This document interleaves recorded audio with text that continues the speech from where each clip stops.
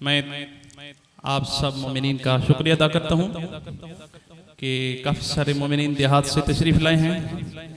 खुदाबंद मुताल आपके नाम माल में अजर कसीर अता फरमाए और हमारे मकातब के अलावा बाकी मकातब फ़िक्र के मुअज़्ज़िज़ीन हमारे मुअज़्ज़िज़ स्टेज पर भी मौजूद हैं और सामने भी मौजूद हैं, तशरीफ़ लाए हैं। इन्होंने इत्तेहाद बैनुल मुस्लिमीन के हवाले से अपना किरदार अदा किया है और हम इंशाअल्लाह इनसे अहद और वादा करते हैं कि हर मैदान में हम अपने रहबर की सदा आवाज़ पर लब्बैक कहते हुए हमेशा जिस तरह हमारे रहबर ने इत्तेहाद बैनुल मुस्लिमीन का नारा लगाया है, हम इस सदा पर रहबर की सदा पर हमेशा लब्बैक कहते हुए नजर आएंगे। टाइम बिल्कुल ख़त्म हो चुका है। इस प्रोग्राम को मुनक़िद कराने वाले जहां अंजुमन दरबार हुसैन और उनके अराकीन का खूब किरदार है, वहाँ मजलिस उलमाए इमामिया पाकिस्तान का भरपूर किरदार है। काफ़ी सारे हमारे उलमा तशरीफ़ फरमा हैं जो हमारे इस बज़्म का हिस्सा हैं और उसके पाकिस्तान में जो मसूल हैं हुज्जतुल इस्लाम वल मुस्लिमीन क़िबला अल्लामा चौधरी ज़ैगम साहब आपके सामने मौजूद हैं। उसकी तरफ से और मैं अपनी तरफ से अपने अराकीन की तरफ से तमाम उलमा का और तमाम मोमिनीन का शुक्रिया अदा करता हूँ कि आप तशरीफ़ लाए हैं और अपने अपनी बेदारी का सबूत दिया है। अब मेरे बिरादर मोहतरम मजलिस उलमाए इमामिया के मरकज़ी मसूल क़िबला अल्लामा चौधरी ज़ैगम साहब आपसे खिताब फरमाएंगे। आक़ी आमद के लिए बुलंद सलावात। अपनी अपनी दुआओं की इस्तिजाबत के लिए एक मरतबा मिलकर आवाज़ बुलंद सलावात पढ़ लीजिए।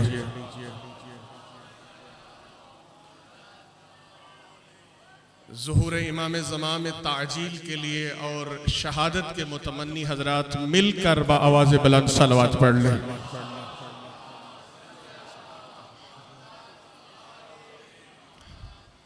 अऊज़ु बिल्लाहि मिनश शैतानिर रजीम। बिस्मिल्लाहिर रहमानिर रहीम।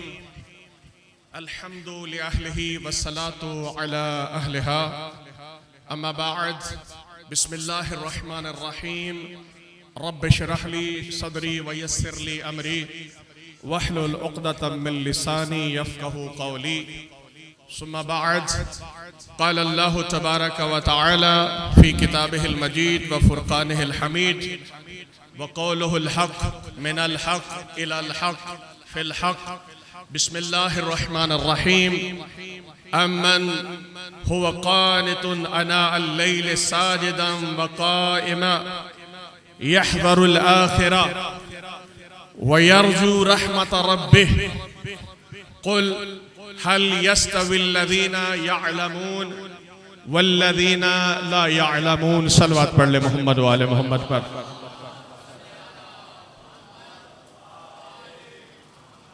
दुआ है खुदावंद कुद्दूस हमारा यहाँ बैठना अपनी बेहतरीन इबादत में शुमार फरमाए। जिस मकसद के लिए यहाँ मौजूद हैं वो खालिक कायनात व फयाज़ मुतलक हमें उसमें कामयाब और कामरान फरमाए। आज हम दरबार हुसैन में बैठकर एक ऐसे शहीद की याद को ताज़ा कर रहे हैं कि जिसको कत्ल करने के लिए दुश्मन ने एक दो नहीं कई टन बारूद इस्तेमाल किया और सैयद की शहादत ने करबला का वो मंजर दोबारा हमारे अज़हान में जिंदा कर दिया। लोग नहीं मानते थे, लोग नहीं जानते थे, लोग कबूल नहीं करते थे कि कैसे हो सकता है नवासे रसूल को लकोदक सहरा में ले जाया जाए और वहां पे बतूल के इस फर्जंद का सर उनके बदन से जुदा कर दिया जाए।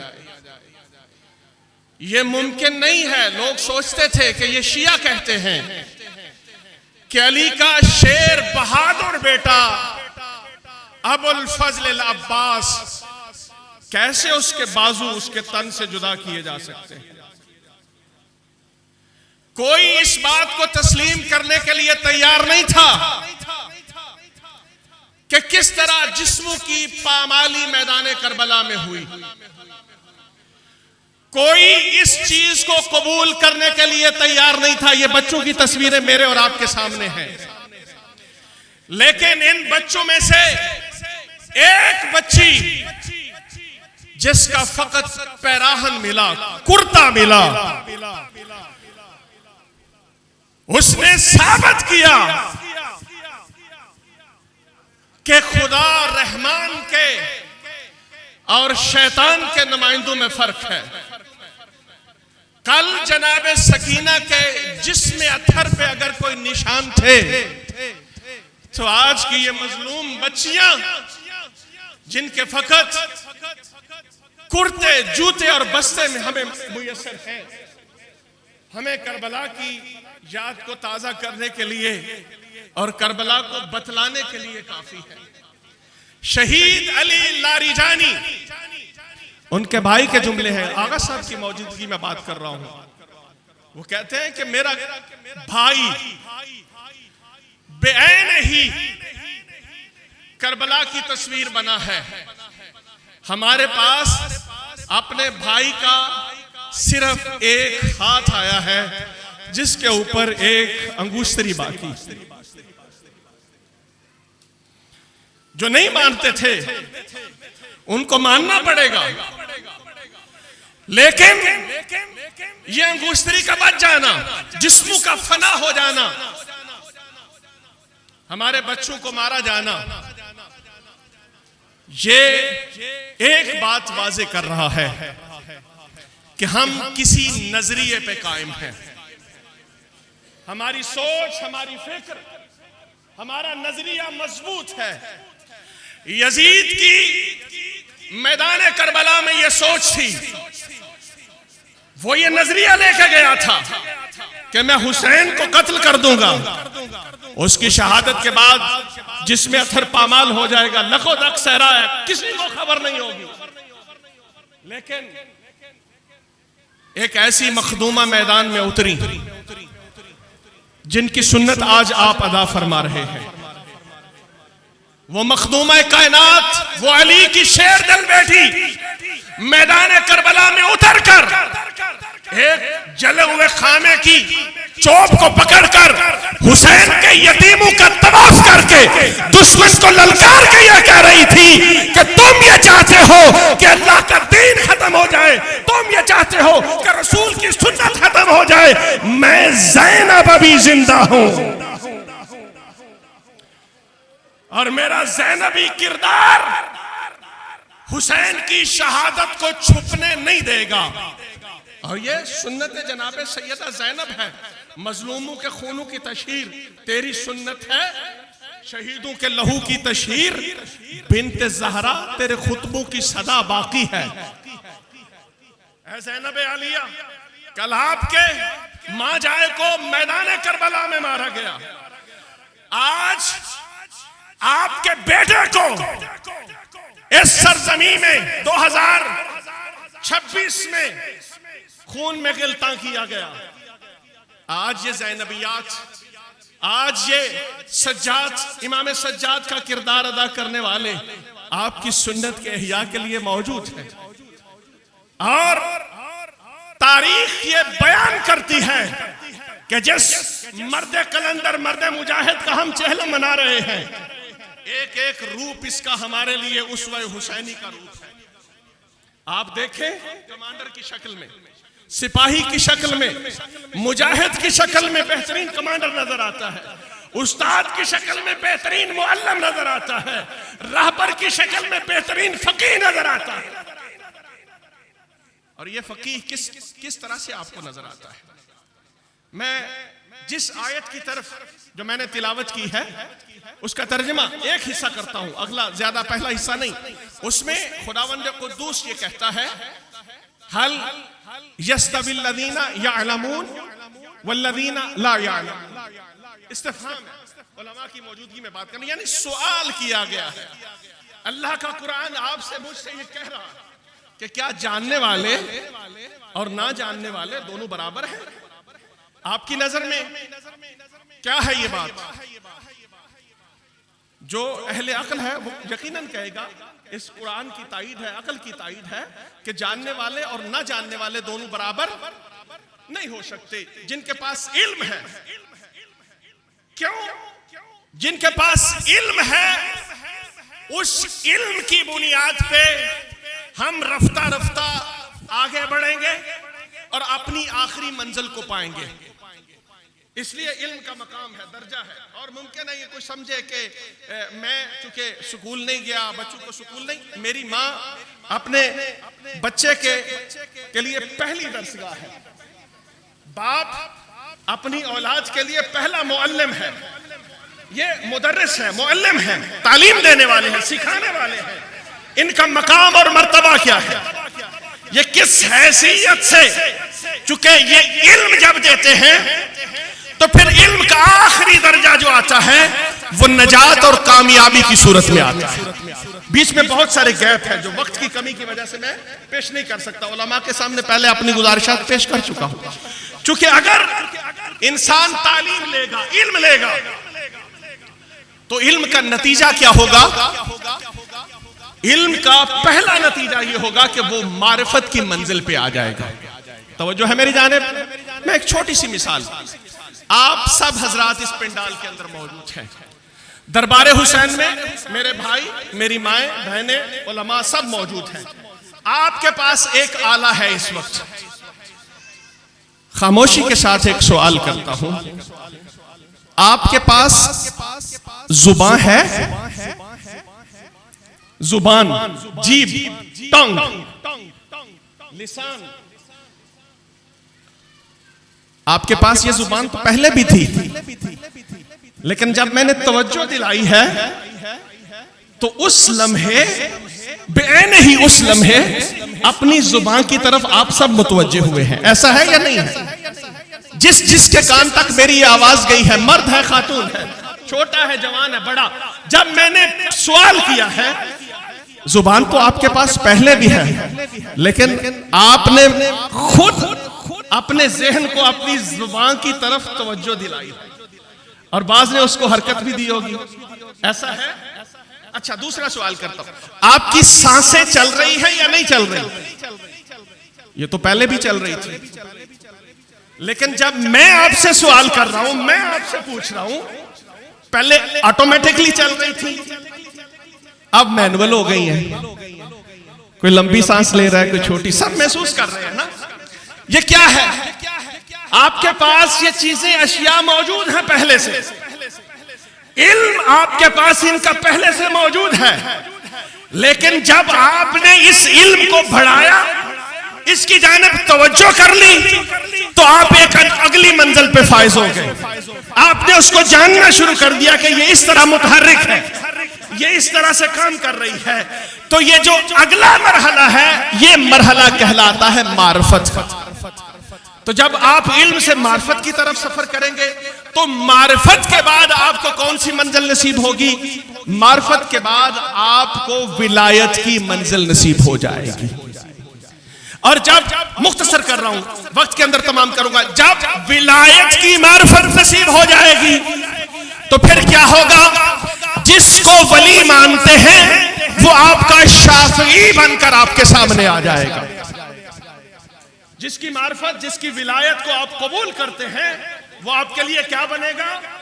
बशर्ते कि हकीकी मार्फत है, हकीकी विला आपके दिल में है, तो क्या होगा? वो आपके लिए शाफे बनेगा, शफी की सूरत में आपकी मदद करेगा। और जब शफी आपकी मदद करेगा, तो फिर नतीजा क्या होगा? वो कामयाबी और कामरानी होगी। तो जिनकी शफाअत 14 कर दे, जो 14 को अपना वली मानते हो, तो वो मारिफत के नतीजे में अगर मानते हो, तो फिर ना उन्हें दुनिया में डर है ना आखिरत में डर है। वो दुनिया का बड़े से बड़ा बदमाश भी आ जाए तो वो जुबान से नहीं, दिल से कहते हैं लब्बैक या हुसैन।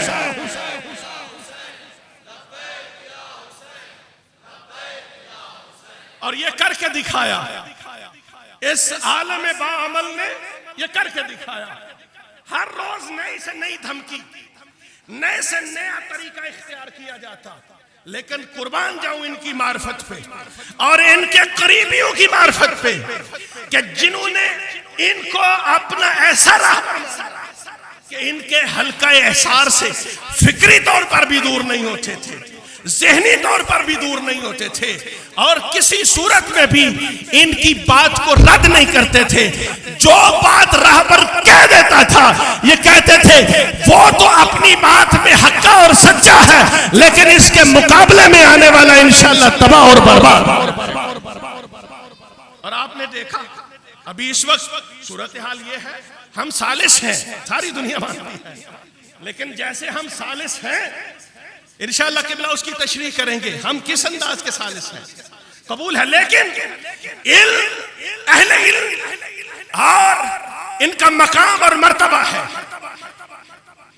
और मैं अगर एक हदीस पे इस गुफ्तगू का इख्तिताम करूं कि ये तो हमारे राहबर हैं, ये हमारे वली फकीह हैं, ये हमारे सरकर्दा हैं और खुदा ने जिनको इनका जानशी बनाया है वो हमारे लिए एक इंशाअल्लाह अजीम रहबर बनकर हमारे सामने आएंगे। ये उलमा में से है और हम लोग इनके पैरोकार हैं, इनकी मार्फत हासिल करके अपने आप को कामयाब बनाने वाले हैं, कामरान बनाने वाले हैं। क्योंकि हम जब इनकी तवज्जो मेरी जानिब रहे, मैं हदीस पढ़ के इस गुफ्तगू को तमाम करता हूं।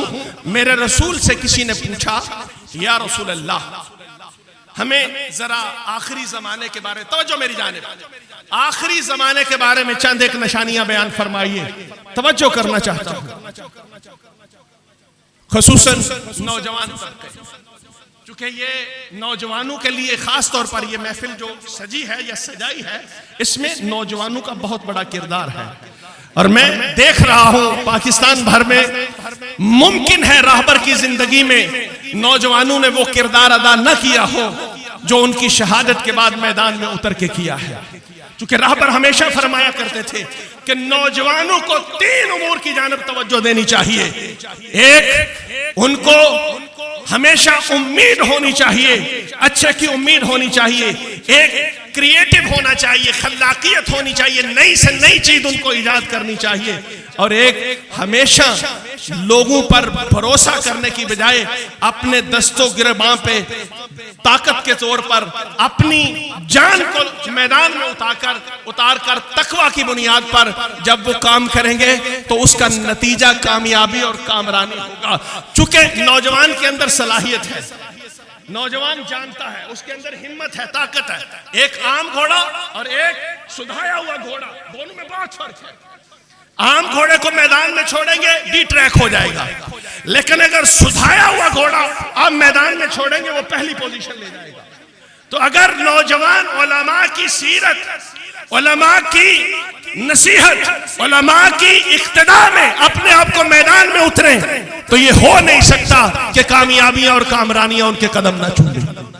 लिहाजा उलमा, इनके बारे में आखिरी जुमला पढ़ रहा हूं।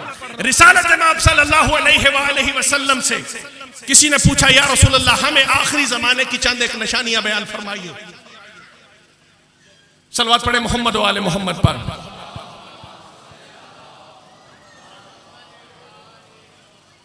तो रिसालत नबी सल्लल्लाहु अलैहि वसल्लम ने फरमाया सयाती ज़मानुन अला उम्मती। तवज्जो मेरी जानिब, तस्वीरें बढ़ती रहेंगी लेकिन ये हदीस आपके काम आएगी जिन्होंने रोशनी लेनी है। रसूल फरमाते हैं सयाती ज़मानुन अला उम्मती, मेरी उम्मत पे एक ऐसा दौर आएगा, एक ऐसा जमाना आएगा, यफिरूना, फरार इख्तियार करेंगे, मिनल उलमा, उलमा से। सयाती ज़मानुन अला उम्मती यफिरूना मिनल उलमा कमा तफिरुल गनम अन ज़िब, जैसे भेड़िए से भेड़ फरार इख्तियार करती है, वहां लोग दौर एक ऐसा आएगा कि लोग उलमा से दूरी इख्तियार करेंगे। करते रहे, उलमा को क्या नुकसान? नुकसान किसको होगा? मिल्लत को होगा, मुआशरे को होगा, कौम को होगा। इसलिए मैं आम आवाम से मुखातिब होकर बात कर रहा हूं, उलमा की मौजूदगी में बात कर रहा हूं। रसूल ने जब ये फरमाया कि जब ऐसा होगा लोग उलमा से और मेरे ख्याल में हम तो ऐसे नहीं हैं। अगर उलमा आवाज दें तो लब्बैक कहते हैं, बुलाएं हमेशा उनकी तरफ तवज्जो करते हैं। फरमाया वाइन कान कदालिक, अगर ऐसा हो लोग उलमा की सोबत, अब मैं आप पे ये बात छोड़ रहा हूं कि लोग उलमा की सोबत से दूरियां इख्तियार करें, उसका नतीजा क्या है, रिजल्ट क्या है। वाइन कान कदालिक, अगर ऐसा हो जाए तो उसका नुकसान उलमा को नहीं होगा। वाइन कान कदालिक, अगर ऐसा हो जाए इब्तलाहुमुल्लाहु बिसलासति अशिया, अल्लाह फिर मेरी उम्मत को 3 बड़ी मुसीबतों में मुब्तला कर देगा। कितनी बड़ी मुसीबतें? 3 बड़ी मुसीबतें। सबसे पहली बड़ी मुसीबत मेरे रसूल ने फरमाया यरफउल बरका मिन अमवालिहिम, उनके माल से बरकत को उठा लिया जाएगा। क्या होगा? माल से पहला नुकसान, माल से बरकत को उठा लिया जाएगा। डॉलर, यूरो, दिरहम, दीनार, बड़ी तनख्वाह, इतनी बड़ी स्टेट, इतना बैंक बैलेंस, इतने क्रेडिट कार्ड, पहली को लेकर निकलता हूं। फिर क्या होता है? आखिरी लम्हे में मैं मोहताज हो जाता हूं। ये क्या सबब है? क्या है? उलमा की महफिल से दूरी का नतीजा। दूसरी बात, सल्लल्लाहु अलैहिम सुल्तानन जायरा।